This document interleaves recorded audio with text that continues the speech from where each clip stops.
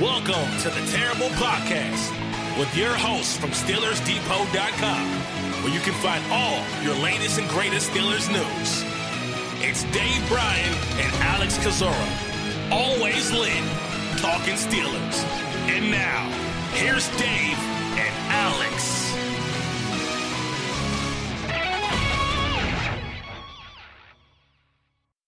Welcome to the Terrible Podcast, Season 9, Episode 87. He's Dave Bryan. I'm Alex Kozora, SteelersDepot.com. Thanks for tuning in this Friday, Steelers Nation. Dave, you said it best earlier. You came back at, I think, the best time, because my goodness, do we have a lot to talk about today. Boy, I just told my wife before I got on the podcast as well, too. I said I couldn't have picked a better time, a better, 5 or 6 days to sneak out of town, get back home, and then get back right in time, because, wow, what a eventful 48 hours, a little bit more than 48 hours we've had, and it's obviously continuing on with a little trickle over into some news that we're going to probably start to show off here on this Friday.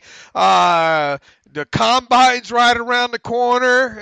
It's a great day to be alive, right? It sure is. And yeah, let's start with the most immediate news, maybe not the most controversial news, but just came in Friday morning. Steelers have signed defensive end Tyson Alualu to a 2-year deal. Terms of the contract not disclosed, but you can imagine it's for the cheap. And I think one commenter said it best, good news, about time we get some of that. So while that's not a earth-shattering type of move, I think it was a smart move to bring back some defensive line depth. Alualu is a good player. So just a solid re-signing. Yeah, I agree. And, when we went through the going over the needs and the free agents earlier, we said Tyson Alualu is probably one of those guys, a take it or leave it kind of guy. But, with when you look at the other guys, the L.T. Waltons and the McCullers, and obviously Hargrave and Hayward and Tuitt are still under contract and going to be around.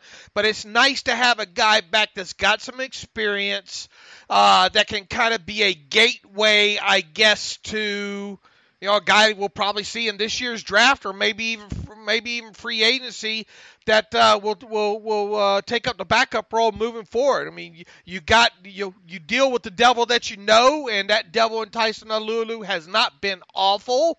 Was he playing around 300 and so snaps or so, I think, was it last season? I don't have that number in front of me.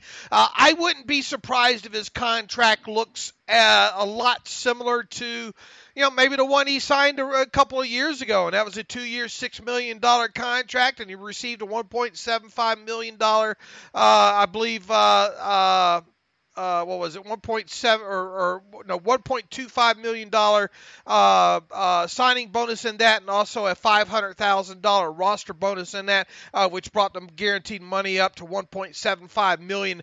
I would expect that deal to be right around in those terms, and then obviously if it is, his cap hit in 2019, probably $2.5 million at the most. And obviously the cap situation the Steelers are in right now, not bad at all. So it's hard, like whatever user just wrote on the comment section there on the site. This is not awful news to wake up to on a Friday. 312 snaps last year for Alualu, about 30% of the total. Just a versatile guy. I think he's solid against. Not bad memory for an old man, huh? Not too bad. You still got it, Dave. You're not out of your prime yet. But yeah, just a solid run defender, a high effort guy. I mean, he offers, I think, very little as a pass rush, really an effort cleanup guy. 4 sacks in 2017, no sacks last year. But in terms of that depth guy, a veteran of the group. Versatile, even played a tiny bit of nose tackle last year. In an absolute pinch, he could do it. So, yeah, you definitely take him over McCullers and Walton, no doubt about it. And we talk, hopefully by the end of this season, if re-signed, he's like your number 4 or number 5, right? Yeah, probably ideally kind of that number 4. That doesn't mean you stop addressing D-line depth, but if you didn't re-sign Alualu, then you have basically 2 spots on defensive end. You got a nose tackle spot to address, and that's a whole lot you got to deal with. It's probably not worth it. So I think bringing back Alualu is smart. You go ahead, maybe you draft a defensive end day 3, maybe get a nose tackle in free agency, or again, you can go draft for that as well. I think that's probably the best approach to addressing the D-line depth. All right, I guess the next question now is, now that the free agent ball is rolling, Jesse James going to be next, Ramon Foster, Anthony Fort, Chicolo, Sensabaugh, some of these others, how many in total? I mean, we don't expect, obviously, the full list. I mean, even if some of these guys are re-signed, talking about the unrestricted types, they're going to be for the 1-year minimum salaries. And, of course, I'm talking about guys like Hunter and McCullers and Hayward Bay, hopefully guys that we've seen the last of, quite honestly. But, even so, a year ago we were talking about, man, we sure would like to maybe see them move away from some of these guys, and Hunter and McCullers were on that list, and lo and behold, those guys were both re-signed, but to 1-year deals. I think the biggest names right now to watch would be really those kind of top 4 or 5. Jesse James, Ramon Foster, Chicolo, and maybe Sensabaugh are the ones that could maybe get above minimum contracts, correct? Yeah, about that. I mean, I think Chicolo and Sensabaugh are going to be relatively cheap. Jesse and Foster another tier above, and I'd like to see all those guys come back, and I hope that's the plan. I think that's realistic. I think Sensabaugh wasn't terrible. I just think he's not a starter. I think he's going to be quality depth, and again, to have kind of that veteran presence back there. Chick, you would not want to see as a number 3 outside linebacker. You want to see a Denier take that role, but Chicolo is a number 4 and a core special teamer is awesome in my book. And then Jesse and Foster, we know the value and the steady consistency that those guys bring. So, the names you just mentioned, those are the guys I'd like to be re-signed, and then throw in LJ Fort as well. Guys like Hunter and Ridley and DHB, I'm very comfortable with moving on from them. All right, one unrestricted free agent we learned a little bit about. I mean, it really felt like Christmas about 48 hours ago, didn't it? Was this planned? Colbert just kind of, it felt like it came out of the blue that Colbert started talking. Yeah, it kind of did, but I'm trying to remember, doesn't he normally, here's one thing that I can't remember. Does he normally have media sessions before he gets out of town and goes to the combine? I can't remember now. Obviously, he speaks at the combine every year, and that will happen Wednesday next week. I think what did Bert put on Twitter? 11 or 11:30, something around there. Mm. And usually, as soon as those GMs or coaches get off the podium, they go right to the Sirius XM NFL desk and have a quick radio interview there. So, of course, we'll be bringing that to everybody as soon as that happens. But I'm trying to remember if he – I don't think normally they have kind of the sit down like they had – almost like Art Rooney-esque, where you put up the bat signal and everybody comes running. But regardless, I think that produced a lot of talking points, a lot of information for us. And of course, the bigger thing, or at least what should have been the biggest thing, I don't think that's what turned out to be the bigger thing as far as the national media is concerned. But the biggest things that we learned from Colbert during the Q&A a few days ago was Le'Veon Bell will not be tagged, and B, Antonio Brown are going to do their best to trade him, and that obviously was the less shocking probably of those two items, news items, and really to me and you, neither one was overly shocking.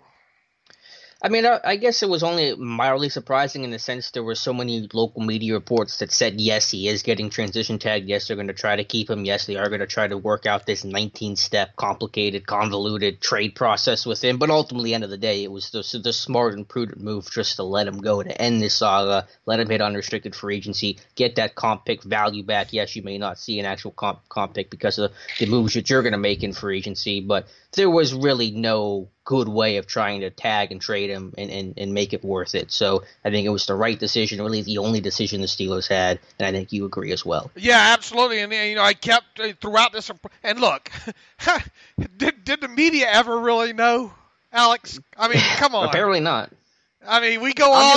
I'm just saying what their reports were. Yeah, I know you are, and that's that's part of what we do, right? On the site, it's our duty to kind of aggregate and pass along and add try to add context and opinion along with those kind of reports. But I don't think any of them really knew, and I'm really kind of doubting the report way back that from Jeremy Fowler that said Le'Veon Bell said that the Steelers told him he was going to be transition tagged.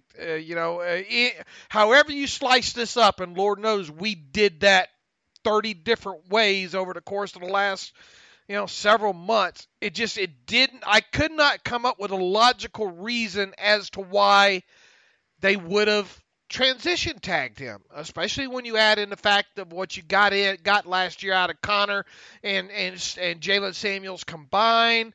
Just the whole how poorly the negotiation process with Le'Veon Bell went these last two sessions.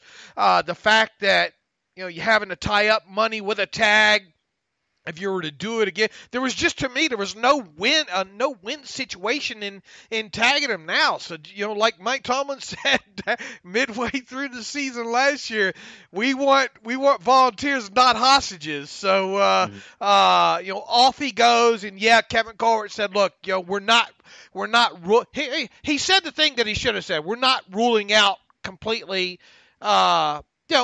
entertaining the fact of re-signing Le'Veon once he goes shops his market price. But the fact of the matter is, and the reality of this is, Le'Veon Bell's probably played his last down with the Steelers. Almost certainly. But that's what I said, a month or so ago, and I've said it repeatedly. Even if you wanted to bring back Bell, and there's really no indication the Steelers do, instead of doing this whole tag stuff and competing with offer sheets, you can still, compete with him on the open market. And if his market is a lot softer than he anticipates, which I suppose is possible, I don't think it's going to happen. I think he'll get that $15 million per year contract, but we'll see. Then you can go ahead and compete, with everyone else on the unrestricted open market. But based on what Rooney said a month or so ago, saying about the comfort he had with Connor and Samuels, that kind of always gave the indication this team wasn't going to make any serious push to retain Le'Veon Bell. So again, it's a tough pill to swallow to lose Bell and AB, presumably in the same offseason, but in Bell's case, it's the right decision. Once he shops his offer and he comes back with a decent Bakari and they call Kevin Colbert, Kevin ought to pick up that phone and say, new number, who dis? Right. Just move on. This guy, I think Le'Veon, I still think in the long run, Le'Veon's going to regret this decision as soon as maybe next season. We'll see what kind of money he gets, what kind of, guarantees and all. But, man, at this point, buyer beware. And I am a big Le'Veon Bell fan of what he produced on the field. But boy, sitting out that full season and kind of the person that he became, if you will, over the course of the last couple of seasons, it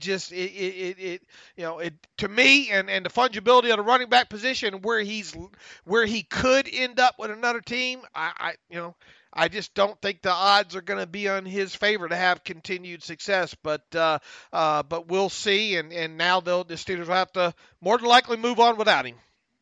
Dave did say the word fungibility, so mark that off your Dave Bryan bingo scorecard. Absolutely, that's one of my favorite words, and I don't use a lot of big words.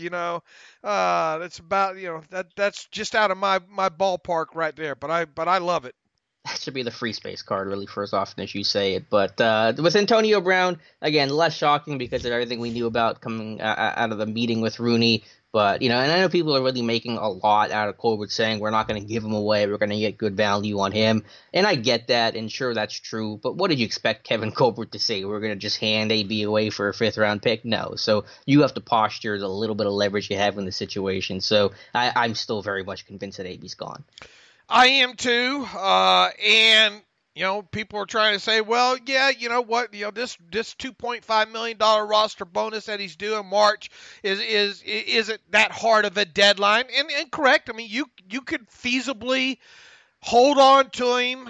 You could pay him the $2.5 million and run all the way up to the draft if you want to with him, but how is your offer really going to get better? But between the middle of March and draft day, I mean, I suppose it could, but to me, I think the people are going to come after the teams that want to come after Antonio Brown, which quite honestly, I still don't expect that list to be long.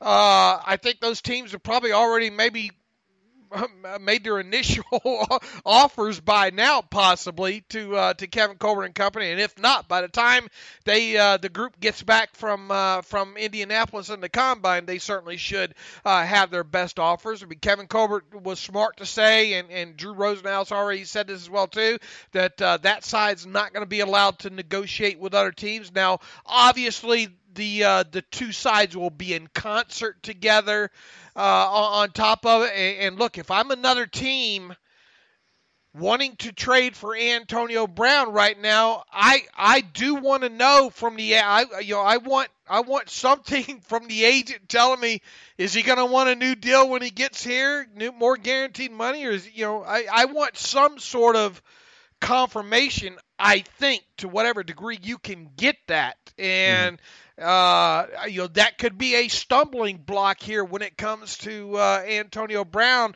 Not only that, but obviously, and it doesn't look like anything is going to come out of that domestic dispute. And for the Steelers' sake, I know they really hope nothing comes out of it.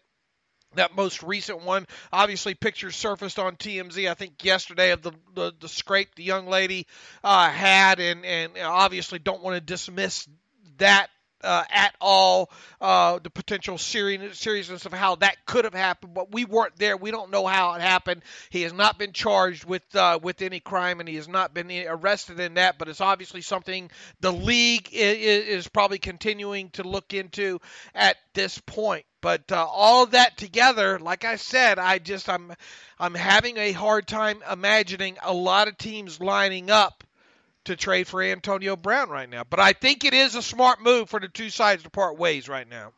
I do too. How many teams do you think are going to be interested? Because I know I mentioned 5 to 7. Do you think it's going to be less than that or about the same? Man, Alex, I think 5 is personally. I think 5 is the max. Okay. Really, we can try to run down these again. I've heard Denver thrown out there. do you really think what's a new coach's name Vic Fangio? Fangio. That long kind of talking about punctuality and paper cut you to death and speech that he gave after being hired by the Broncos.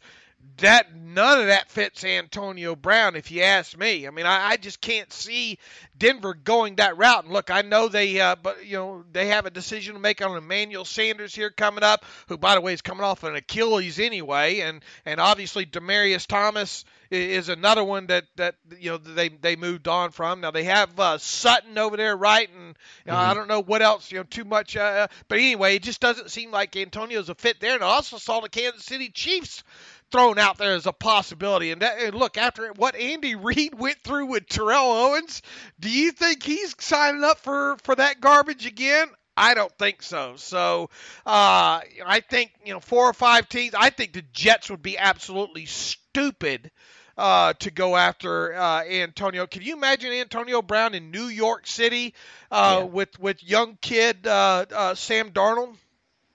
Yeah, no, I agree that you can eliminate a lot of teams, but I think owners and GMs are going to have a much larger role than usual in some of these trade negotiations. So in like a Denver, I think John Elway is going to really control whether or not AB is coming to Denver or not, more so than what Vic Fangio is going to do, because it is such a marquee move. So yeah, it's hard to know. It's impossible to know what teams are going to be interested. If I'm saying 5 to 7, you're saying max 5. I guess we're in the same place. Mike Munchak come running back to Pittsburgh. Hey, let's do it. AB to Denver. Let's get that train started. Be running the other direction. Turn that moving truck around real quick. But look. I respect kind of what you've said in the past too. There's probably 3 or 4 GMs or front office execs or what have you that think that, and head coach that think we can tame this AB beast and all, and think that they can. And look, it only takes one team, right? Just one team, and that's it. I would think that the Raiders are probably.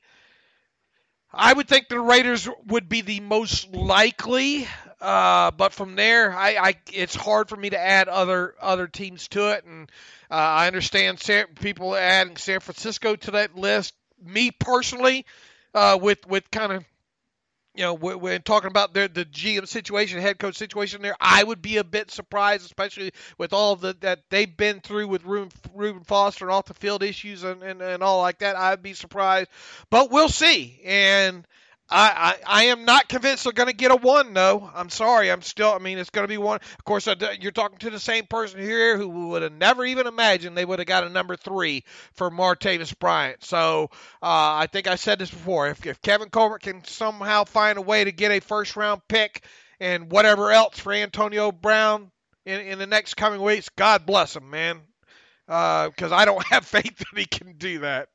I still think it'll be a second. Just to answer something that you kind of asked earlier, what's going to be different from like the start of the new league year to maybe later in March? I mean, I guess the only difference is, and you can judge how big of a difference it is, but is the free agent market. If other receivers get signed, it's a weak free agent market. So whatever little talent is out there, like Dante Moncrief, gets signed, then I think that may compel some more teams to say, okay, we don't have anything in free agency. Let's take another look at AB. Is that going to change it a whole lot? I'm not sure because, like I said, this receiver class in free agency is pretty weak, and the draft is actually pretty strong. So, but that would be the one thing that makes a team go from a third to a second when they miss out on somebody in free agency. Yeah, but do you remember past 3 or 4 years when when we've talked about, oh, look how great of a free agent wide receiver class this is. And look, in general, free agent classes, not only at the wide receiver position, but in whole, teams keep good players. Yeah, but you have to agree that this is probably the worst free agent class of wide receiver in a while. Like, there's nobody out there. I mean, wasn't it just a few years ago? Who was the one that played for Washington? That was considered the prize free agent, signed like a $7, $8, $9 million per year contract. I'm drawing a blank. I don't know. It wasn't just a few years ago. Looking at some of these, and you're thinking, man, how did that player get that kind of money? Type of situation here. But look, it wasn't too long ago that Terrell Pryor got paid by a team, Yeah. Well, so, he came off of a 1,000-year season. Yeah, but so one. Well, I'm just saying. I'm just saying that it is a relatively weak free agent class. There isn't a whole lot out there. If a team misses out, they could feel a little more obligated or more incentive to go for AB. I'm just saying. Look, yeah. You need receivers in this league. Yes. And if you don't have one right now, then you better get one. And that's going to be a situation that the one of maybe 3, 4, 5 teams are going to have to consider. And then when it comes to Antonio Brown, once again, you've got to make sure you know what you're getting yourself into. And you better be prepared to pay him more guaranteed money on top of it. You better be prepared for him to be late for meetings. And you better be prepared for whatever else is going to happen off the field, because there will be something else. Yeah, no, you said it well. You said it all along, and we'll see where that goes. I think AB is appearing on LeBron James' The Shop. I think today, maybe. I don't know. Check the local listing. Wasn't it supposed to air like May the 1st March the 1st or something like that? Is it? I don't know, but I just Google it if you're interested, and I'm sure you'll find the information. I just wish he'd just go into hiding and shut the hell up right now. Good luck with that. Yeah, and look, what did you think about the way that meeting went down?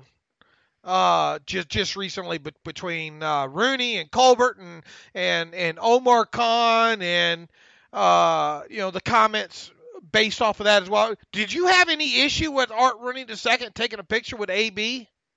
No, I think to show that at least it didn't end on the worst terms, I think is nice. I'm just happy the meeting happened. I'm glad they were able to sit down and talk, and I heard AB's dad was there for a brief time as well, and it was really a one-on-one between Rooney and AB apparently, and then kind of Colbert and Khan were talking to, I think, Drew Rosenhaus kind of in a separate room. So I'm just happy that it happened. I'm glad that, again, it didn't end the worst, and maybe you can not repair this relationship in the sense of AB in 2019, but maybe AB after he retires, where there's some chance he can come back to Pittsburgh, just and come to games and stuff, and just be in a better place than where they are right now. I think at least it gives a better look when you're trying to sell the guy off. Yeah, and for the team standpoint, maybe the sky isn't falling. Okay, like we can deal with this. Right. Just feel Look, better the about way I look at it is irreconcilable differences right now. The two can at least still stand to be in the same room together now. Should it have gone this long with AB? No. And is it all on AB because it went this long, that it took this long for this kind of meeting to happen? Yeah. And I think that's a very, very poor reflection on him. But at the same point, at least it makes it look better when you're going into trying to trade this guy to say, look, he isn't happy here, but he's not being as obnoxious as at least it looked like he was for the last 4 weeks or whatever. So yeah, it's good marketing to potential trade partners. Exactly, and that's why I have no issue. And for some reason, people do have issue with this thing circling the internet with Art and AB. But to me, the better you can dress this, the more lipstick you can put on the pig. Before you take it to market, the better. Dave, one thing you do have issue with, and you spent all of yesterday talking about it, and I'll just kind of leave this open-ended for you because I'm sure you have a Dave rant to go on here, is the way the national media is interpreting some of the comments Kevin Colbert made about Ben Roethlisberger, and just basically, well, I don't even know how to phrase it or frame it. So, Dave, I'm just going to open floor to you here and your take on what Kevin Colbert said about Big Ben. No, and I don't think this should be all. I'm open to your opinion on this, obviously, as well, too. I mean, this isn't all about me, but I think a lot of times, most of the time, when you're dealing with the national media and all, and these hot off the press, look, when did we get the full transcript of what Colbert said? I can see what time you sent it to me. I don't know what time. Well, I got it right before that. Okay. You sent it to me on the 20th at 10:20 p.m. And that was that night, right? Yes, p.m. All right. And that was how many hours after after that had taken place? A good 12? Yeah, Colbert talked on Wednesday afternoon, and you sent me the transcript Wednesday night. All right. Now, there's no way... because I know who that got sent to. There's no way guys like Willie McGinest had that transcript before they went on the air saying what all they said. Mm-hmm. Are you almost positive about that? Yeah, I don't think you read the transcript. Now obviously there were bits and pieces that Jeremy Fowler had put up there on the internet. There was a quote out there, but I don't think. I think, look. When Kevin Colbert meets the media during the combine next week, he could and should be asked about the terminology that he used with the kids reference with Roethlisberger, and maybe to some degree what he really means by not have. In other words, asked more about to explain what he means about basically to hear the media talk. Ben Roethlisberger can now go to every member of the Steelers organization houses, take his dirty shoes in the house, get on their leather couch and grind his feet on their couch without issue, right? Well, I mean, here's my thought on it real quick, and I know you probably have stronger thoughts because you've paid honestly just more attention to it than I have. I did think the comment, it wasn't as bad as the media made it out to be, but it was a little stronger than what I expected and what I thought it really needed to be. Like the way that Colbert frames it, it really makes it sound like Ben is above reproach, and if you're another player, I can understand the frustration there. That's my another player on the Steelers. Another player on the Steelers, yeah, where it feels like Ben, because obviously, Colbert would never say that Tyson Alualu can criticize Kevin Colbert, nor could Alualu ever reasonably expect that. And I get why that exists, because he's Ben and he's got the Super Bowls and he's the guy. That's why they call him the franchise, because there's no one more important to the Pittsburgh Steelers franchise than Ben Roethlisberger. But I can't understand that whenever, just how blanket, of cover that Colbert gave for Ben was, I think, a touch stronger than what I expected. In his support, the only wise thing to come out of what anybody I think that I've seen say over the course of the last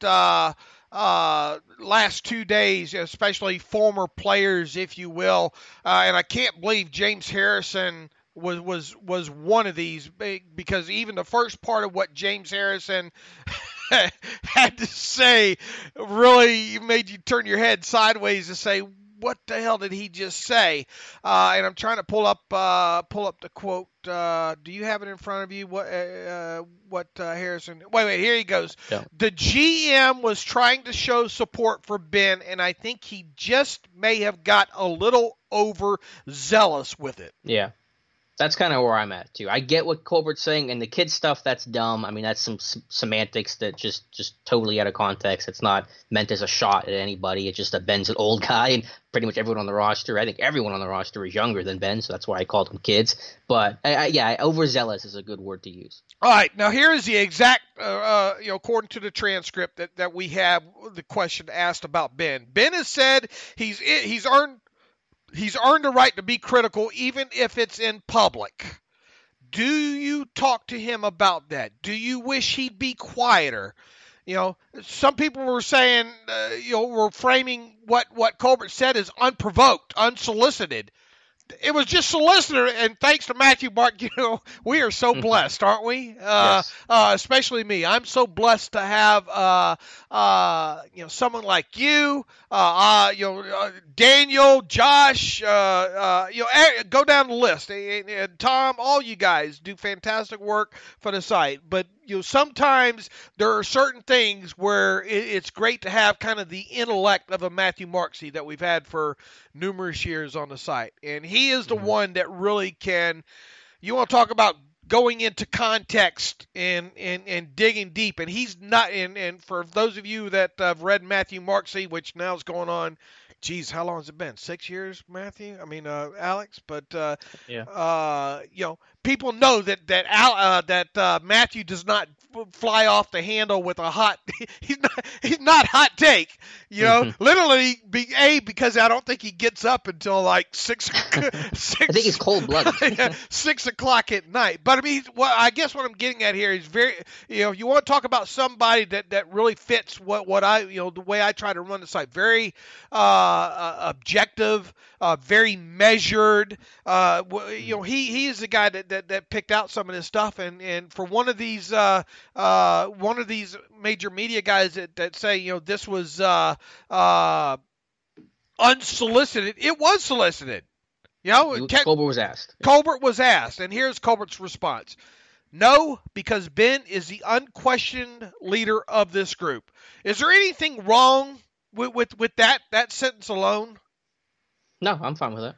I mean, because you hear Tom Brady referred to as the maybe not from directly. Boy, if I can find a quote from, Lord knows I tried to look yesterday. I googled unquestioned leader Tom Brady with Bill Belichick and from Robert Kraft. I did my. There might be one of those out there somewhere, but I wasn't able to find it. And Lord knows I wish I could have found it yesterday.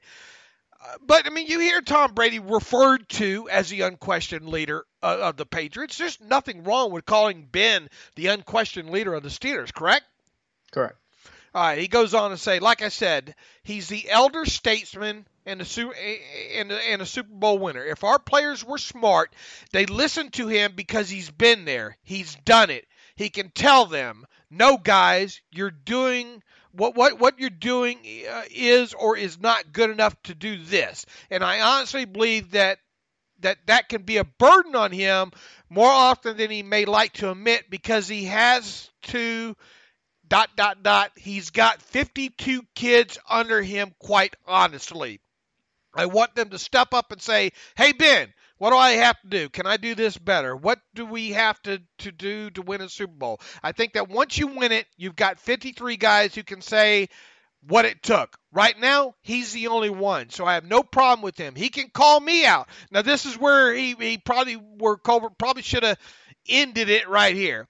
He can call me out, and that's fine. What he does, I totally respect because I see him many times win games for us and come through in situation. That's why I talked about the Jacksonville game. He brought that team in. It was hot. It was nasty, and they weren't allowed to get water. It was that immediate. Everybody over here right now, in the speech he made and the challenges he made, he backed up because he played better in the second half. He didn't play well in the first half, and he said, I'm the first one that needs to look in the mirror, and the rest of you better too. So I have absolutely no problem with that. Look,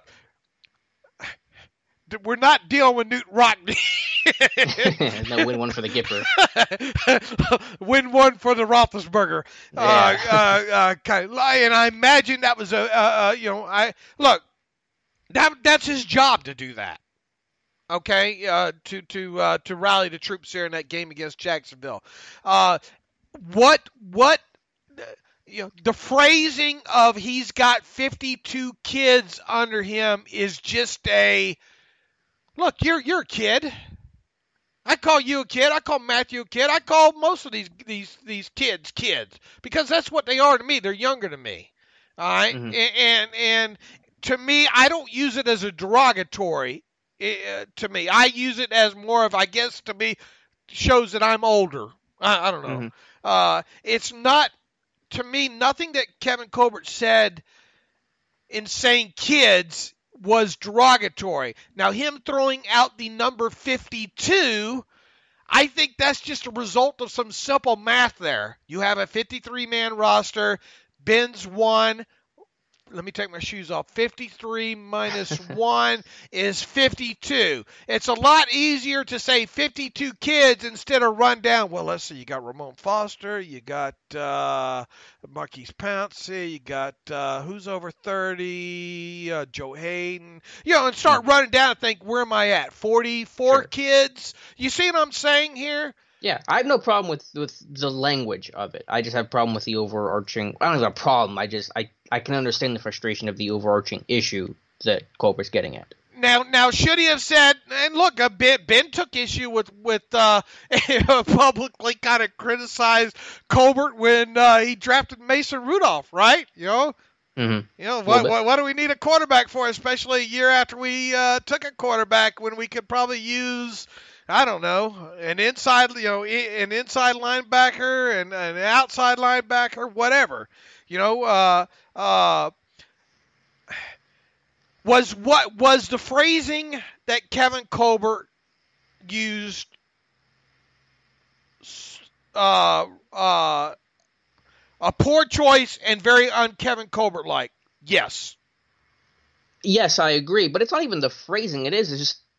Obviously, this is obvious, and I wrote this in the comment yesterday. Ben wears the pants of the Pittsburgh Steelers franchise. Like, he is top of the food chain. And like I said, it makes it feel like that Ben can do nothing wrong when Colbert says that it's almost a burden for him to be that type of leader and that he can criticize anybody and everyone has to listen to him if you're smart. And some of that is true, but it's also, when you hear AB talk about or Alex, or when you look at come on now, when you read this and you put this into context, what he said, it's not full throttle. Here's the keys. Don't wreck it. It kind of is. When you say you can criticize the GM, is Colbert ever going to say about any other player that you can criticize my job performance? I think what he was doing was referencing what Ben, the remark. Look, he is not popping popcorn every Tuesday getting ready for the Ben Roethlisberger show. But would he ever say Ramon Foster can call me out? Has he ever said that about any other player in franchise history? That's where I say that the phrasing is bad. I don't think it's full license. No, I think the context of this entire thing, along with a poor choice of words, all this contextualized, does not mean he walks out of the locker room like Vince McMahon in that animated GIF. But you can understand why there might be frustration, or at least other former players and analysts, guys that have played the game, when they hear those comments and say, that doesn't sound right. That would frustrate me if I was in that locker room. I think it's easy to have hot takes. Am I being hot take-ish right now? I think I think you know what Kevin Colbert meant by all this. Well, I think what you mean and what you say are two different things, and you gotta say what you mean and mean what you say. And I think Colbert missed the mark here, and I think that's why I said it was a poor choice of words. Right. Well, that's why I said he should. That's why I said I think he should have cut it off, and he can call me out, and that's fine. Yeah, well, I don't think he even should have said that part. But well, again, that's why I said he should have cut it off before that. Okay, I thought you meant after that part. No. Okay. Well, but I'm just saying the way that it was framed made it sound like Ben can do no wrong, and Ben is above reproach, and he's at this completely different level than everybody else. And that's partly true because he is the franchise quarterback, and I understand what Colbert says about, Ben's the only guy in that room that has a Super Bowl ring, or at least, with the Steelers, and you have to look to him to know how to get there because Ben knows that path, and no one else really does. And I think if you double back into what he had said, because earlier he was asked about did they consult with here it is. It says, do you consult Ben Roethlisberger in your decision on Antonio Brown, and to what extent are they at odds? And Colbert says, now this is before he was asked about Roethlisberger. We consult on a daily basis, not with just Ben. I talk to the captains of this team. So in other words, he's before even saying that unquestioned leader, Kevin Colbert has said that I talk to the captains of this team. I talk to the backups of this team. I talk to the Coach Mike Tomlin, the assistants. There's always an exchange. And again, Ben Roethlisberger is unquestionably the leader of this team. Not by my standards, by the standards the team recognizes. Do we talk all the time? He self-asking. Do we talk all the time? Not every day. During the season, sure. During a game, we may have, if I happen to be on the sideline, we'll exchange what's going on in the game. Hey, he should have done this. Maybe he could have done that. All the time, there's interaction. So we talk that into consideration, not only with Ben, but with Cam Hayward, Marquise Pouncey, with Roosevelt Nix. We talk to them all. Listen, players at the professional level, I don't care what the sport is, they're involved, especially your significant players in any professional sport don't have a say in what happens. I think that's a little naive. And when he doubles back around to say that Ben can question him, I think that's in reference to him. I believe what Colbert meant by that is to say if he has issue with it, he can question him about it. Well, I think it's not just a phrasing issue. I think that there is something there, and I think that Ben really can do no wrong in the eyes of this team because of how valuable he is to the franchise, both in past, being responsible for 2 Lombardis and in present. Look, what have I said about Ben on a radio show in the past? I think he comes off too strong at times. Yeah, I think you should stop the radio show. I think it's just not a good idea. The whole some of the things I just wish he'd come right out and say instead of being passive. Look, if it was me, they'd shut that radio show down. Real quick, 1 episode. Yeah, it wouldn't take too long for Dave Roethlisberger to have his radio show pulled by the organization, because I believe you should. I have no problem with calling people out. Sometimes I think people aren't called out on the floor enough. But obviously I don't, I'm not a quarterback of an NFL franchise either. But I think, like I've said in the past, I think he's been a little strong in the past. Now really, when you put into context, the things he said, especially after the Denver game about Antonio Brown. And look, he even said he talked to AB. He prefaced his comments by saying, I talked to AB about it. Okay? Mm-hmm. Now, should he have made those comments public about running around a little bit flatter? Probably not. But I really had even less issue with him saying James Washington needs to, I forget how exactly that I don't want to miss. Needs to make the play, I think. Right, that needs to make the play because he does need to make that play. Yeah. And that's a kid that need to me. There's that word again. Look out. Right. And look, and here's where I took issue with Willie McGinest as well too. just a couple of weeks or several weeks ago into the season, I think in late November, he's on a Dave Damashek podcast, and in so many words, he kind of said, look, Ben probably thinks that because he's been able to call people out, younger players in the past, call them out on the carpet, and get good results out of them. That's his style of leadership.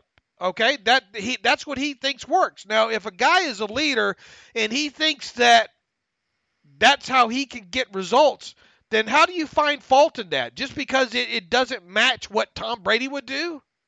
Mm-hmm. I mean, should we all run around with the rubber bracelets that say what would Tom Brady do or what would Bill Belichick do? I don't know, maybe to some degree, but there's more than one way. Look at Aaron Rodgers not long ago, calling out that whole young wide receiver core during training camp or whatnot, preseason. Yep.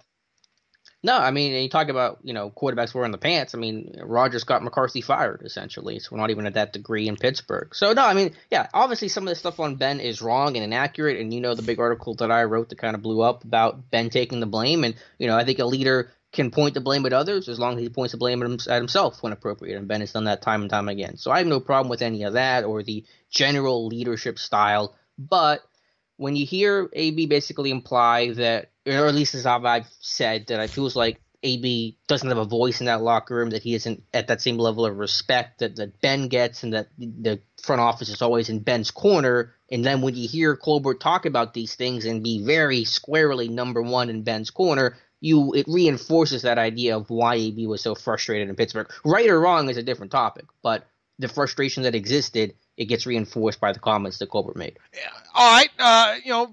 Now Roethlisberger's being framed as the elephant in the room. Well, I don't know what that means. Well, he's the reason why all these people are getting run out now. Why AB's leaving and all like that. In other words, the real issue with the culture and everything going on in Pittsburgh is Ben Roethlisberger. Well, I don't believe that to be true. I don't believe him to be entirely blameless. I think there's blame to go around for everybody, but has been the central sole reason? No, of course not. That's silly.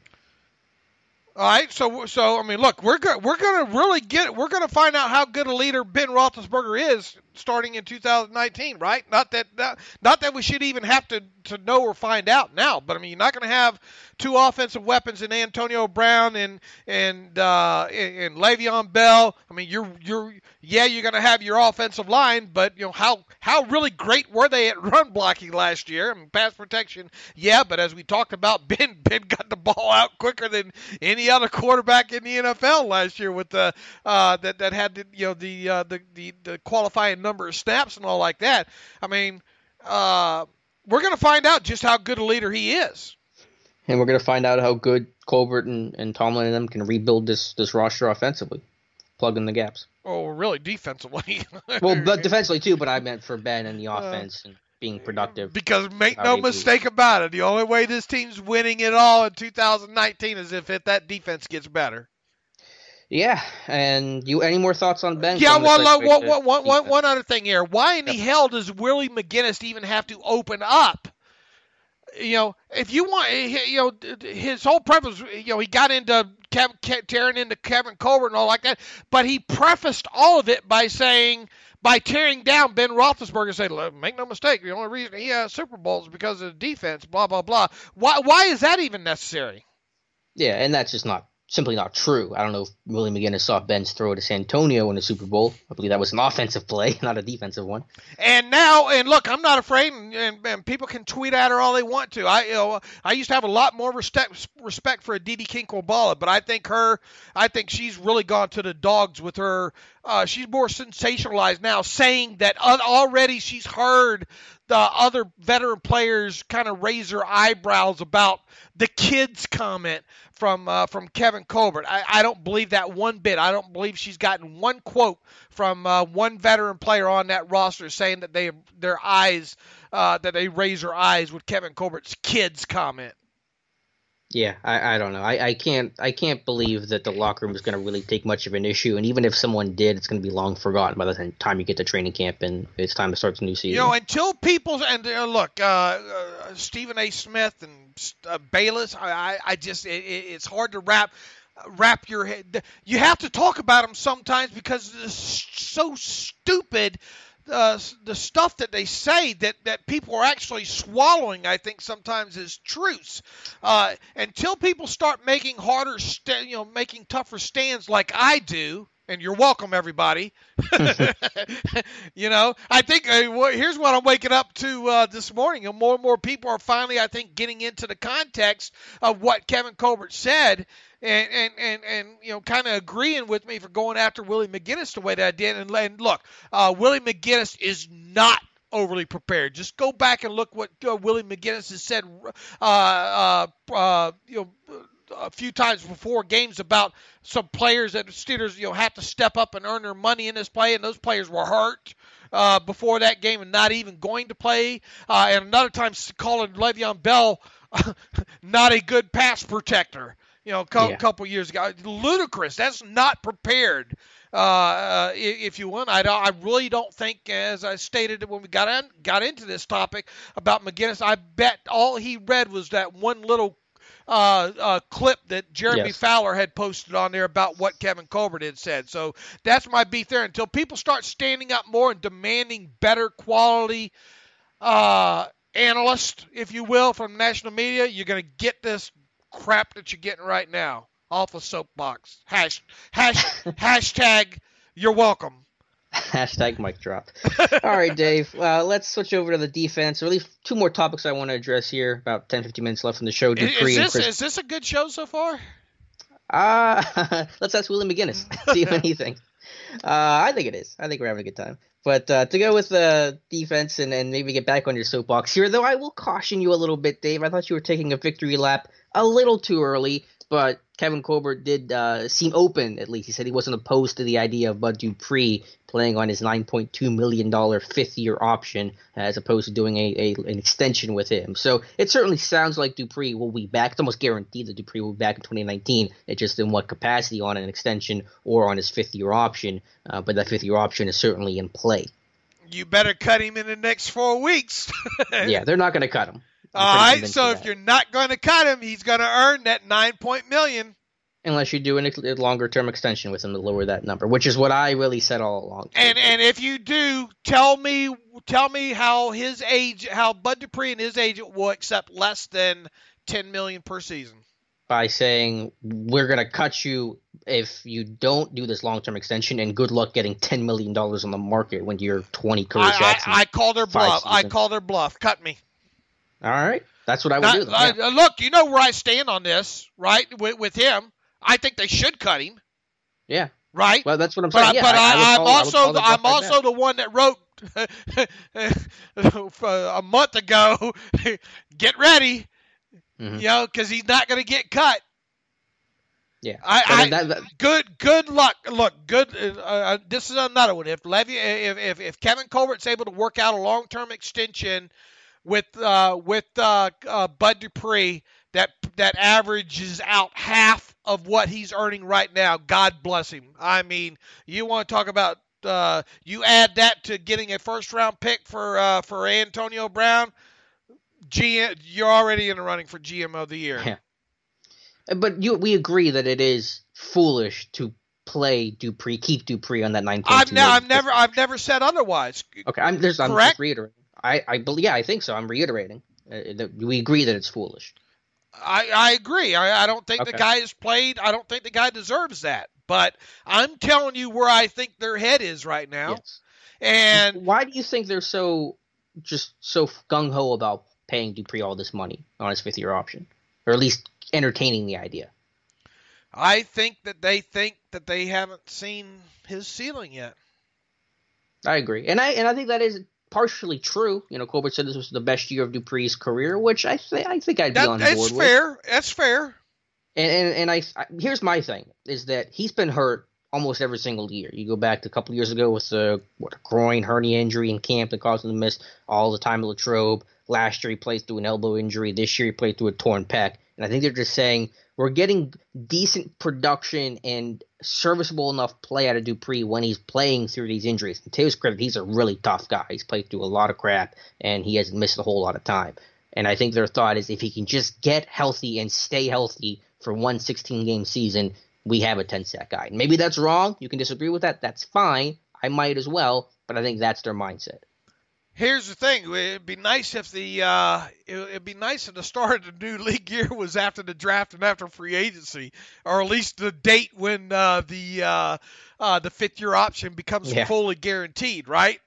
Be nice. But I mean, look, you have to make this decision in the next 4 weeks, or else that thing becomes fully guaranteed. And even if let me ask you this: even if you were to sign him at a lower number, okay, you're still going to be paying him enough where it's going to be hard to not consider him a starter.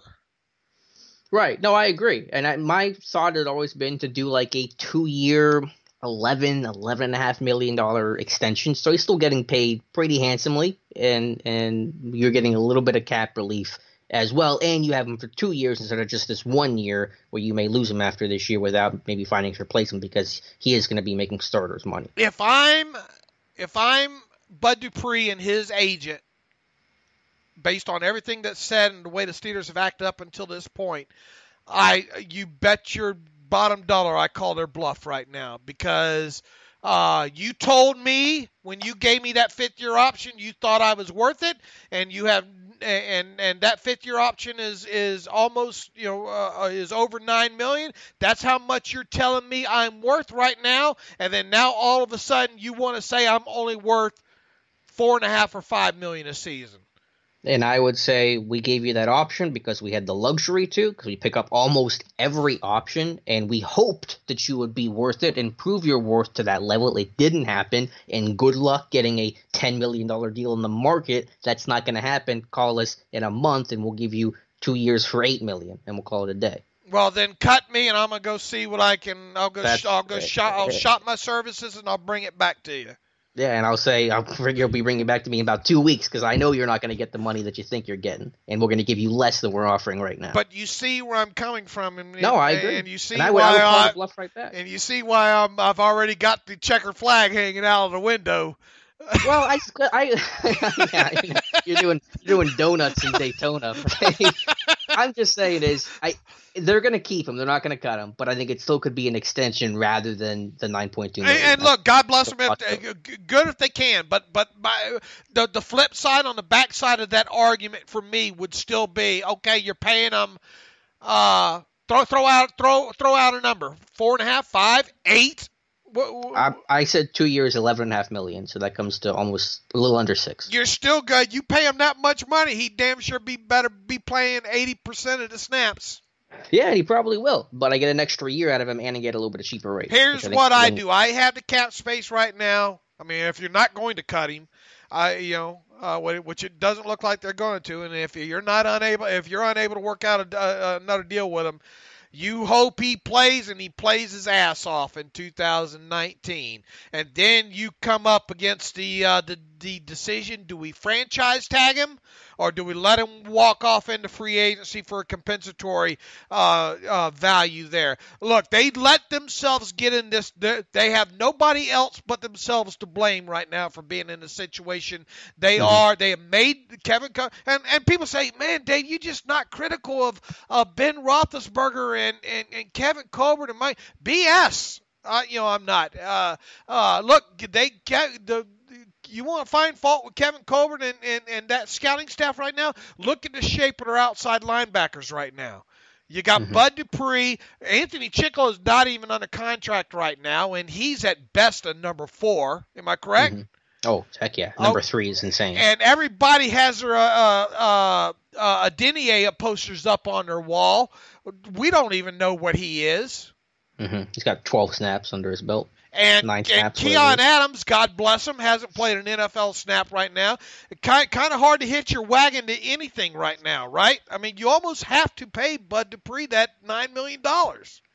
Yeah, because if you don't and you do cut him, let's say you don't retain him, then that's another position that's a must-need, along with corner and inside linebacker and receiver. No, I agree. I think that their hands are kind of tied right now, and that's why they're not going to cut him. And that's been the whole gist of what I wrote about a month ago with this, and why he was likely wasn't going to get cut and all like that. And like I said, it's too bad that the draft and free agency doesn't don't or at least the guaranteed the 5th-year option becoming guaranteed after those dates, because at least it'll give you a better idea to see what all's out there and go for it. Now, look, could they? I guess there's the old you can guarantee that 5th-year option, then you can see what happens in free agency and a draft, and then trade Bud Dupree. Yeah, good luck with that. Nah, that's who's taking Bud Dupree? Nobody. Yeah, that's not going to happen. When is do you know the date of when that 5th-year option becomes fully guaranteed? Started the new league year. Okay, so that's the date. Okay, so that's the time frame for any extension, which we'll see if it happens. Maybe not, but those are the options. I expect Bud Dupree to be the starting right outside linebacker or right outside linebacker. And look, like I said, unless never say never, right? Never speak in absolutes about, they're not going to be able to get him signed to an extension at a lower. I'm not going to go that far, but let me tell you, I got that checker flag halfway out the window. I got the netting down out of the window right now. Look at us mixing in some NASCAR analogies after Daytona. I watched Daytona. You watched Daytona this past weekend? I was actually at a hockey game in Florida, but a good buddy of mine, I do have actually one or two friends, if you believe that, but he huge NASCAR fan, and he had the race on his phone going and all like that. So we got to see the wrecks and all towards the end of that and all like that. So I saw some of it, yeah. Yeah, I watched most of it. I get on these NASCAR kicks sometimes where I just spend like an hour on YouTube, but I watched the Daytona, and yeah, that was crazy. 2 red flags in the last 20 laps was insane. All right, we haven't even scratched the surface here. Morgan Burnett. Yeah, Burnett, basically, reportedly asked for his release. I don't think Colbert said that Burnett's talked to him about it. What did he say? Colbert says, quote, "Players will talk to us again about the situation. Coach Tomlin does exit interviews with each and every player. They know where they fit and what we felt about them last year. But again, just like I opened up with or talked about the Antonio situation, whatever move we make with any player, it'll be for our benefit and our benefit only." So not committal to what Burnett's future is going to be, but I still expect him to get cut here pretty shortly. I do too, and I guess you could say that we'll do what's best for the organization. I guess you could try to trade him, right? Good luck with that at $5+ million, what he's scheduled to cost, and at the age, and he has not played a 16-game regular season since 2012. Stay out of the damn bargain bin. I mean, Kevin Colbert in the damn damaged goods sections on it. I bet he buys dented cans. Is that garage sales? Yeah. Stop it already. They have money now. At least a little bit more than usual. But yeah, Morgan Burnett. I mean, after Morgan Burnett's comments, when you look at what all transpired on the back end of that defense, when you look at the injury history, when you put all this stuff together with Morgan Burnett, I understand Colbert saying the right thing. You know me, I would have said, hell yeah, we can't wait. In fact, we got the paperwork already written up right now. We're just waiting to see if somebody's stupid enough to give us a 7th-round pick for Morgan Burnett. That's how I would approach that press conference, and probably remember when you said you can't have the Dave Roethlisberger show. I think that's a good reason why you can't have. Look. One day when my wife finally makes me walk away from all this, and you're running Steelers Depot and all like that, then I'm gonna from the road I'm gonna have just a no holds barred weekly kind of podcast YouTube show or whatnot. What is this now? This is not no holds barred. No. Right, this is because some people get mild-mannered conservative Dave. People get their feelings hurt when you use the word kids and look, I have never been one to not be able to offend people. I've picked up on that. All right, what else do we have here? The last big thing I was going to hit from Colbert was Chris Boswell just basically confirming that he will be brought into camp. That means they're going to pick up his $2 million roster bonus that's due here in early March. I said they're going to bring in competition. They may have up to 3 kickers, that they're going to have in the St. Vincent to really just see who does the best. So you can expect Matt McCrane to probably be in camp. Obviously, don't really expect him to win the job, but he'll compete, and they could bring in. It sounds like maybe they will bring in another leg as well to compete with Boswell and McCrane. And I've said that all along as well. I don't think Matt McCrane is not Matt McCrane is not the kid that you want challenging Chris Boswell. And right. The funny thing is, when you search back through this transcript, how many times Kevin Colbert used the word kid in here. He called Matt McCrane a kid during this as well, too. So don't get caught up in right. him using the word kid. It's just what us old folks do when we shake our fist at clouds, kind of thing here. But yeah, I mean, and Art Rooney had said as much a couple of weeks ago that there's going to be competition for Chris Boswell. And I guess people are saying, well, what's the difference in paying Chris Boswell $2 million roster bonus as opposed to paying Antonio Brown's $2.5 million roster bonus? Really, look, you can get into semantics of that. The thing is Antonio Brown's not going to be on your team. Plus, if you cut Boswell, all that dead money, don't you get a bigger cap hit by cutting Boswell and all that dead money accelerates? As opposed to the $2 million bonus. You know what I'm saying? Right. I mean, so what's the cap hit on Boswell if you cut him today?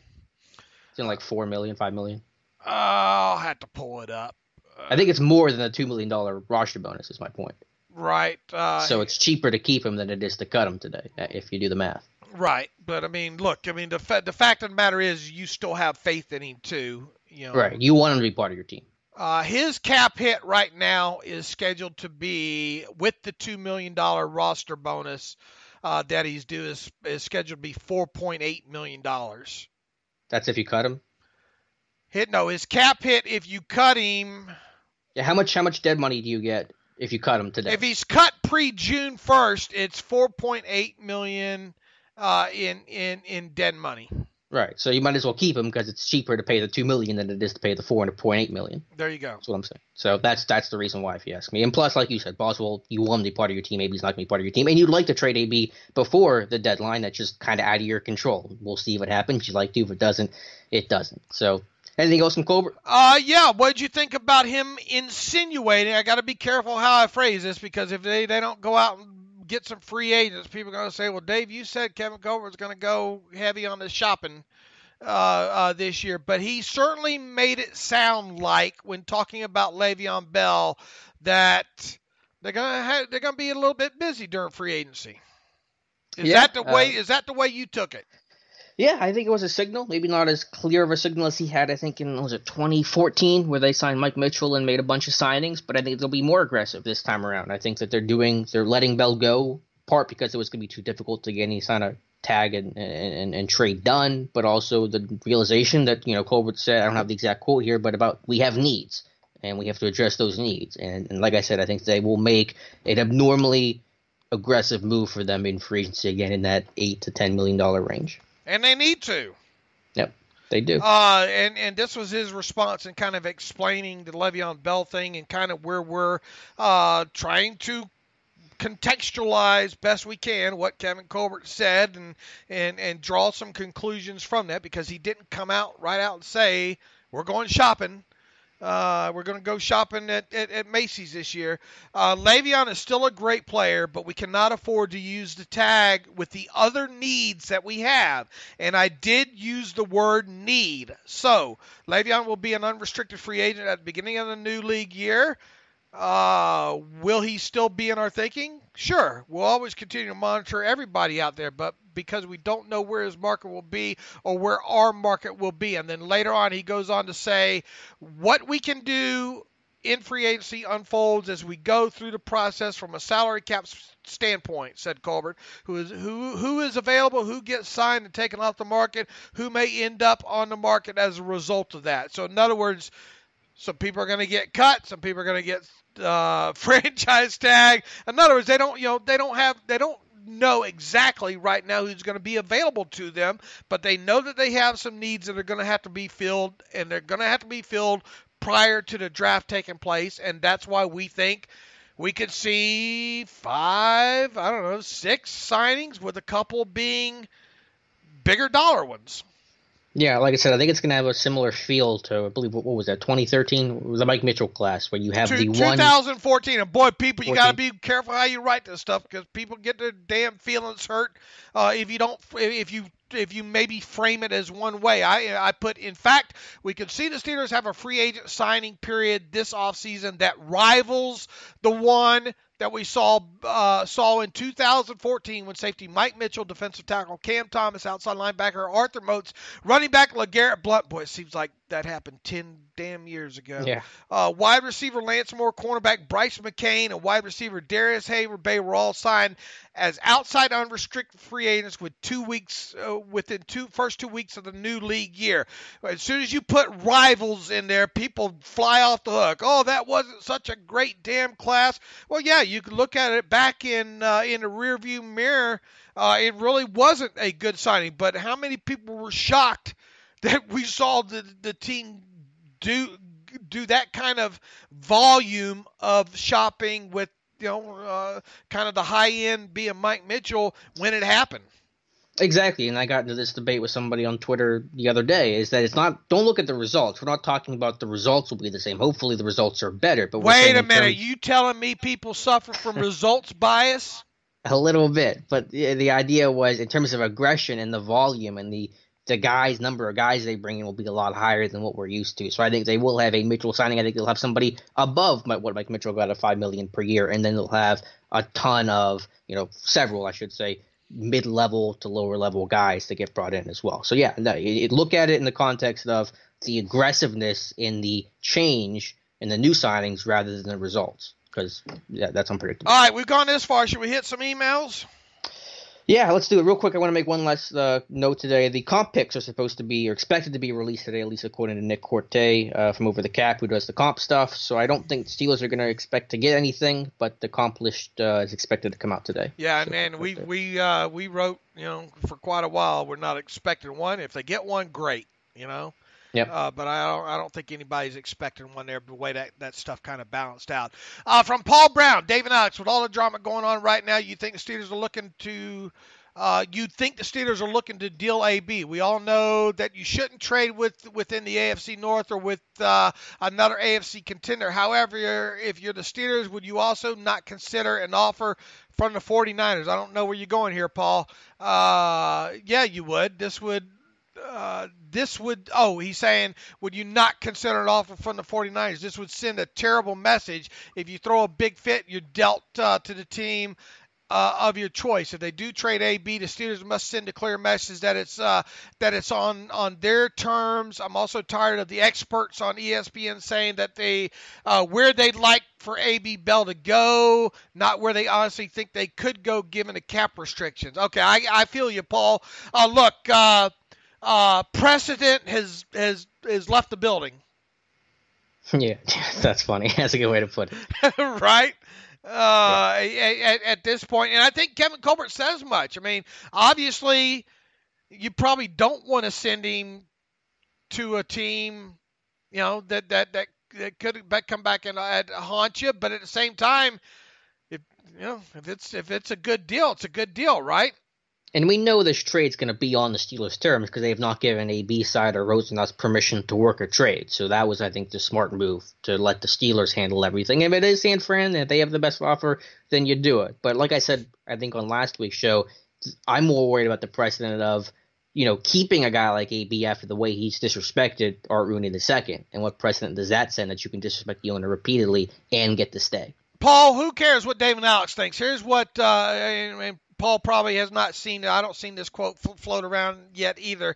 Here's what Kevin Colbert said the other day, Paul, when asked kind of a similar question. He was asked, will you take into account whether or not a potential trade partners are teams he wants to go to? And Colbert said, I mean, when you're trading away a player like this who could determine your own record and your own Super Bowl potential, of course you want to not trade him to teams that might be a factor. But if those teams step up and say, look, we'll give you the best picks or the best players, then you have to make that judgment. Okay, yeah, they're a competitor, but what they're going to give us far exceeds what these other folks are willing to do. So will we be selective? It depends on what the compensation is. So better than asking David Alex, kind of you just asked Kevin Colbert, and that's his answer. So even better. Jason Campbell writes in, hey, Dave and Alex, I love the work you kids do. You kids do. Alex, easy now. Don't take offense with that. I got no work done yesterday. I didn't. Don't feel bad, Jason. I didn't either. With the Twitter scrapping going on. Do me a favor and rank these analysts 1 through 7. Deion Sanders, Michael Irvin, Stephen A. Smith, Willie McGinest, Shannon Sharp, Jason Jones, Nate Burleson. Thanks, Jason. I'll rank Nate Burleson. That's it. Yeah, I'm kind of similar. Burleson probably my favorite. Shannon Sharp I like sometimes. I thought he said some really dumb stuff about Ben. But I really don't watch any of this stuff. I don't watch any debate show. I don't watch a ton of TV in general. It's all noise to me. I could really care less what those guys have to say. It's you and you kids are playing your damn video games. I don't play Fortnite. Whatever. You play that damn NHL 2009 or whatever. 2009. Yep. Fired my PS4 to play 09 hockey. From Jeffrey. Let's see, no phonetic spelling there. This is a little long. Let's, Jeffrey, we're going to table this one because you got a spreadsheet involved here.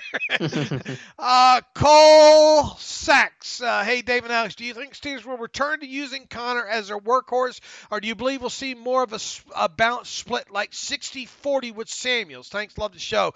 I think you're going to see a little bit more. I don't think you're going to see. I'll put it to you this way. I don't think you're going to see James Conner touch the football 300 times. How's that?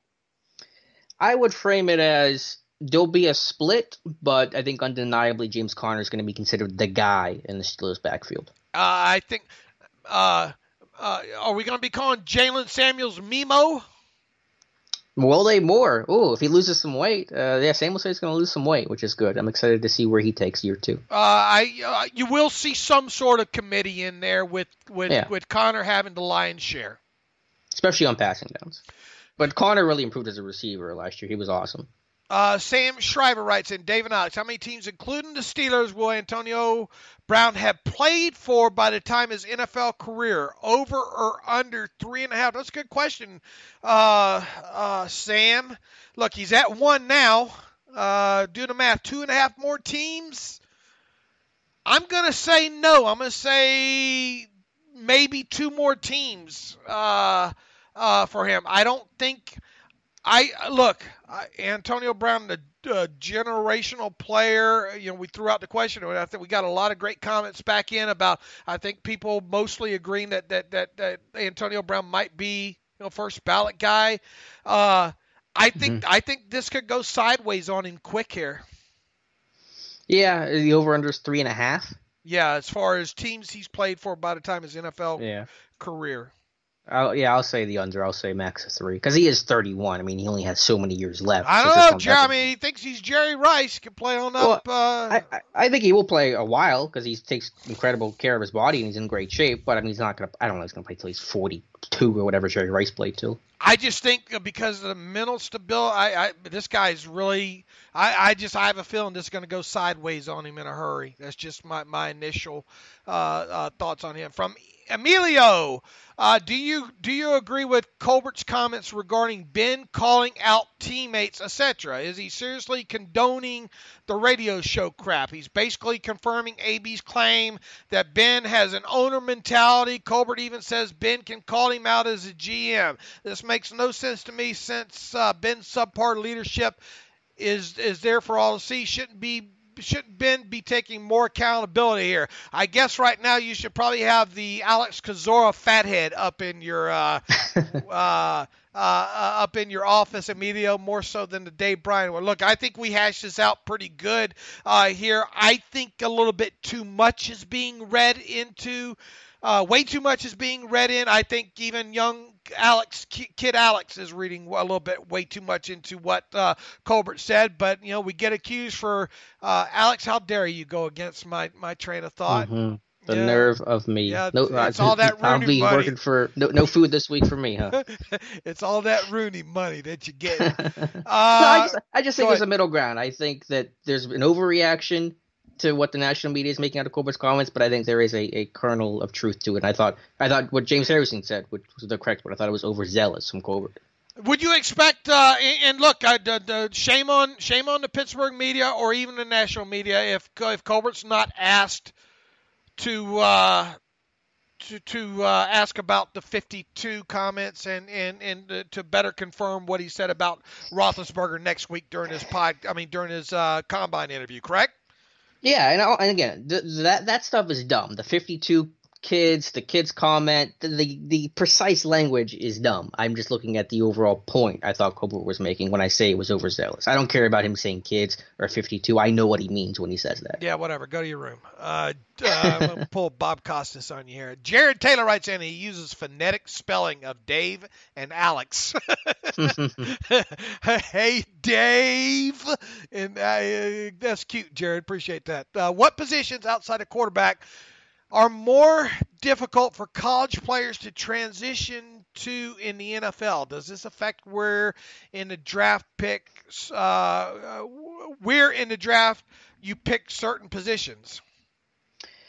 He's asking what's the toughest positions to transition to? What positions outside of quarterback are more difficult for college players to transition to in the NFL?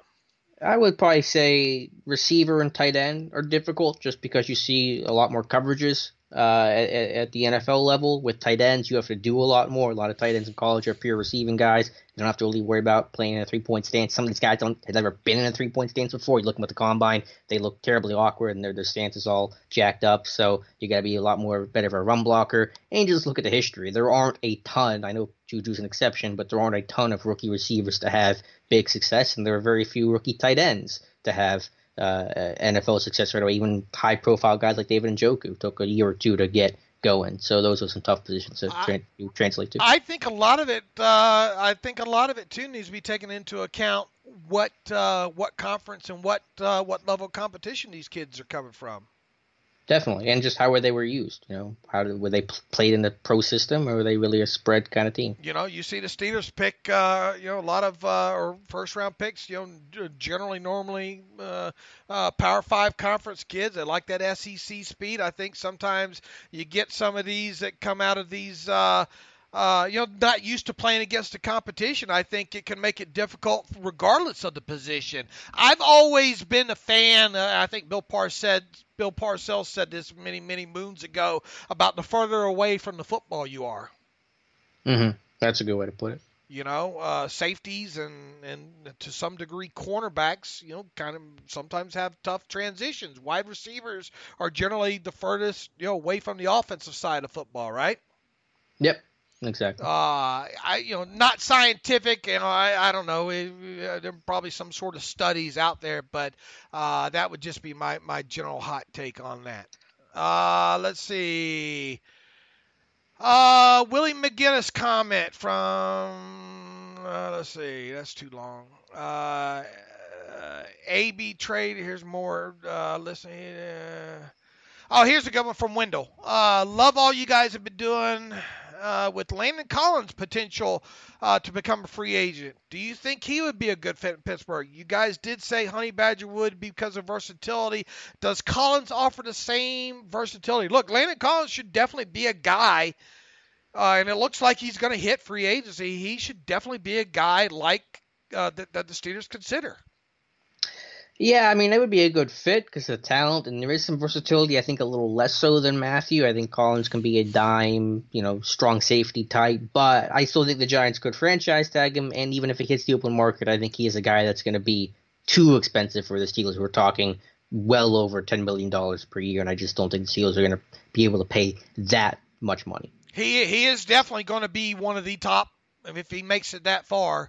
Yeah. 25 years old, 4 Pro Bowls already, really good player. Doesn't happen too often. Yeah, I mean, you're gonna have to step up to the table. Yeah. And look, you're going to pay him that much, you better be on the field a lot, right? Yeah. Yeah, he better be every down guy. And I know people say, well, you got Sean Davis. That wouldn't hurt our feelings. Combine him with maybe Terrell Edmonds. Yeah, I mean, look, he is a guy that I'm sure they've had talks about him. How about that? That's fair. Travis writes in, first my answer, no. 84 is not a first ballot Hall of Famer if he didn't play another down. The only person I could compare it to would be Terrell Davis. Highly productive short career that took quite some time to get in. My question for you guys, now that it looks like we'll jettison both of these clowns, can you answer my scenario? Salary doesn't matter. The cap doesn't matter. And the current players on the team don't matter. Do you want 26 or 84? Look, you're a better team with 84, I think, than you are without him. I think you're a better team with 26 than you are without him. But, man, all that BS that goes along with him, man. I think this team can win without them if they get the defense better. I don't know. Is that, Travis, is that what you're asking? Salary doesn't matter, cap doesn't matter, and the current players on the team doesn't matter. Do you want 26? I'd rather have them than not have them, but I like writing about football and X's and O's, and I think Alex does as well too. We do the other because we have to do it. I'm not a legal analyst. All right, I'm not good at breaking down rap lyrics. Just the other bull malarkey that goes along with it, I hate, and I think Colbert and most of them in that organization hate that as well too. Right. No, I was asked yesterday in my mailbag, do I like talking about the AB stuff? And I said, I mean, it's good for business. People like talking about it. People like clicking on it. But do I personally like talking about it? No. And I try to avoid it mostly when I can.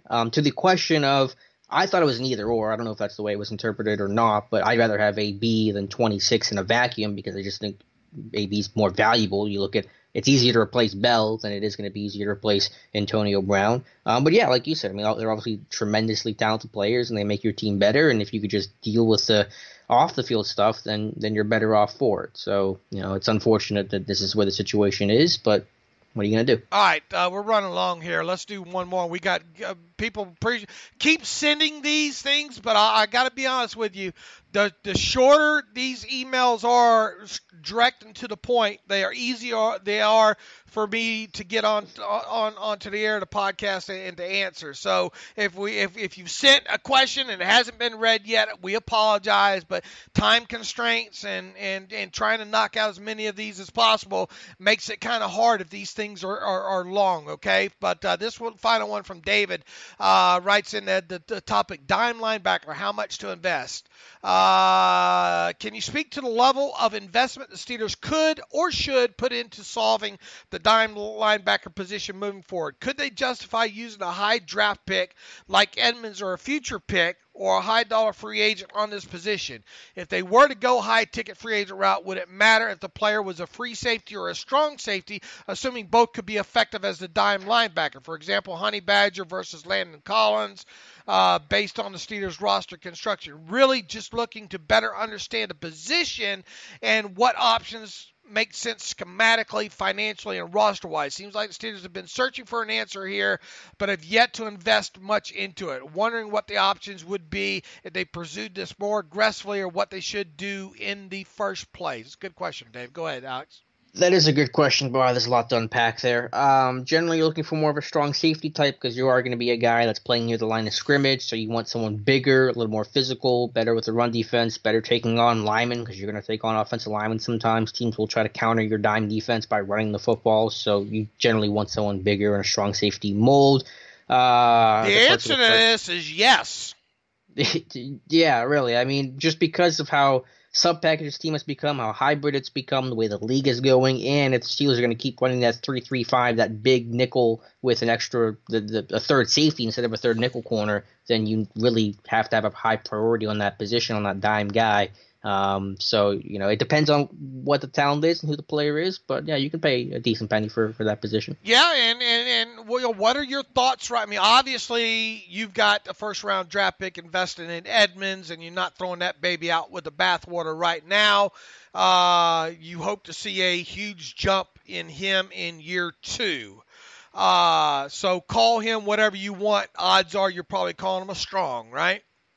Yes, Edmonds is a strong safety. All right. Now, what do you think about Sean Davis as he enters his final year of his contract right now? And we'll know for sure what the Steelers think about him after the draft and before the season starts, whether or not he gets extended, and obviously what happens in free agency. But you can make an argument that if you can do better at the free safety position with him via the draft or free agency, you do it.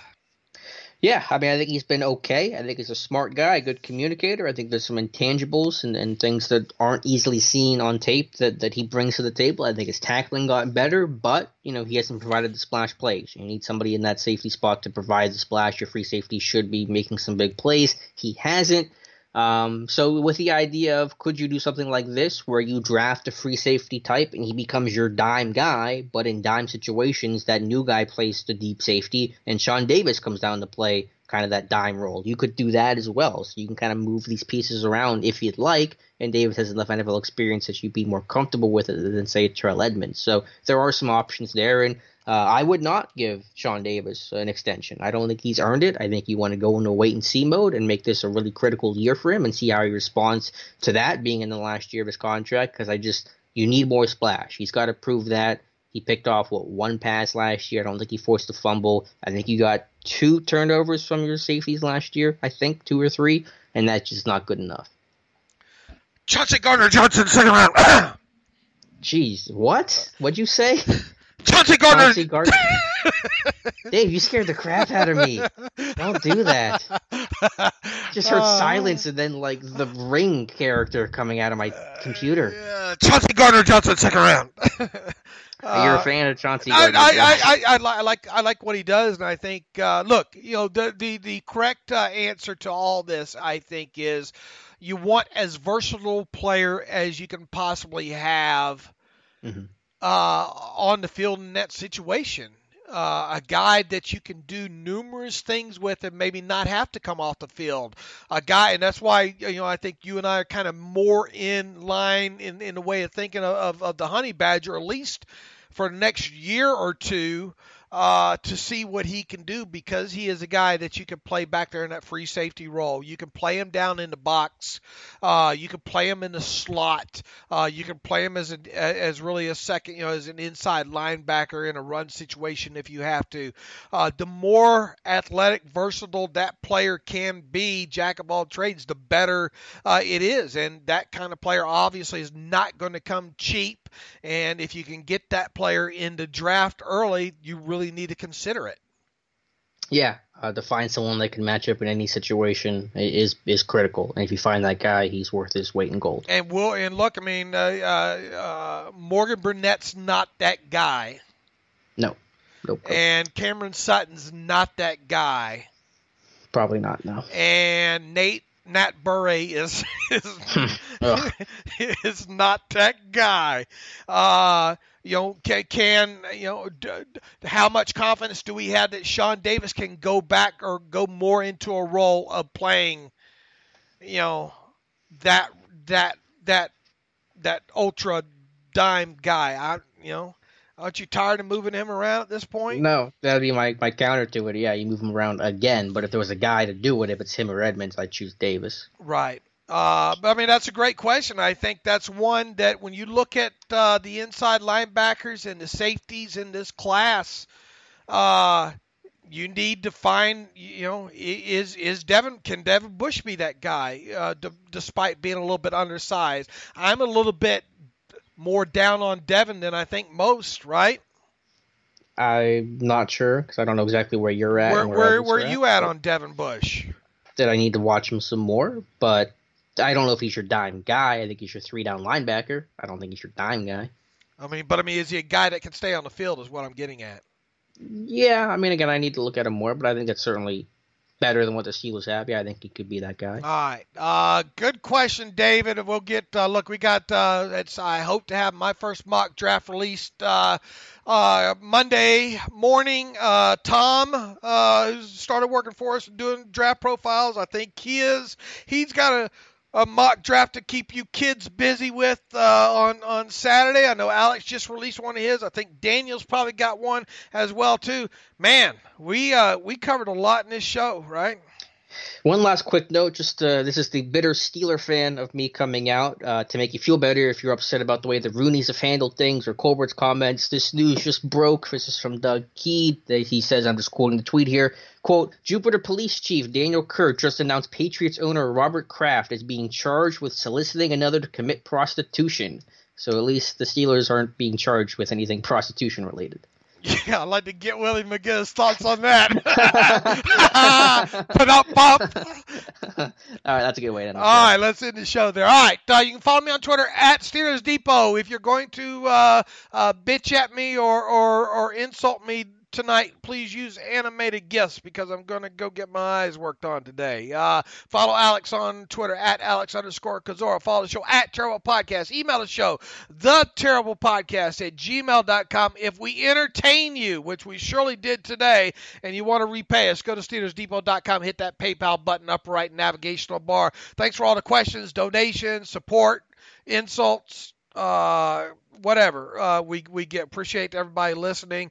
Listenership has been absolutely fantastic as of late, and during the offseason, we certainly do appreciate that. And in the meantime, as always, thanks for listening to the Terrible Podcast with Dave and Alex.